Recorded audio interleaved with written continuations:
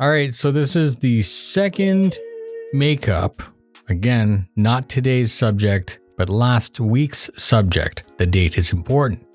Hello, YouTubers. This is a noobifier. On the 15th of September, 2023, there was an hour-long StarCitizen Live Ask the Devs about vehicles. Here's what you need to know.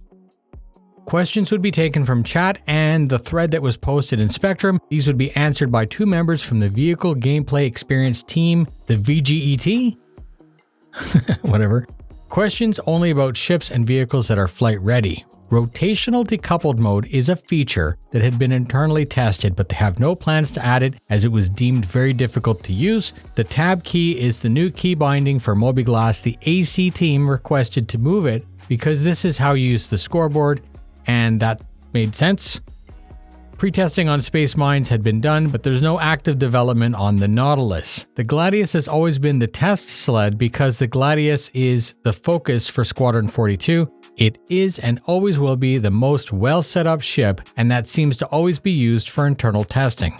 Writing of a flipped vehicle is planned using in-game tools, but this relies on physics that are not added and are incomplete.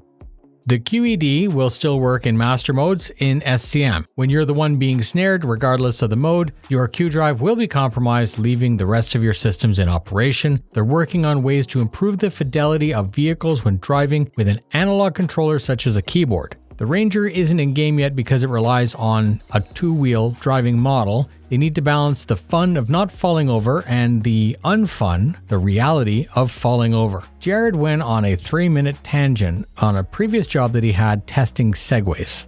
Yes, headlights are needing to be balanced. Yes, eventually ground vehicles will have power or fuel cells, and they will run out. Yes, eventually they will model gravel and ice textures better. Yes, the Tonk is prone to tipping over despite it having a low center of gravity, and this has much to do with rock collisions at speed. Yes, eventually we will have a system where we can use an ammo box to reload a ship weapon manually. Yes, they are aware that hoverbikes explode easily at full speed, and they said that we need to drive more carefully around rocks. Yes, eventually we may see trailers for vehicles. Yes, they like our feedback. Yes, they will rebalance the Fury. Yes, stealth is still planned. Yes, aerodynamics will eventually be applied to ground vehicles, allowing us to draft. And yes, the Gladiator is old and might need an update to its thrusters now that the Fury is in game. Jared said goodbye. Thank you very much for spending your time with me. If you enjoy the breakdowns, please consider subscribing so I can help to keep you up to date. Please consider sharing with a friend or org mate as that helps a bunch. Fly safe, and I'll see you in the verse.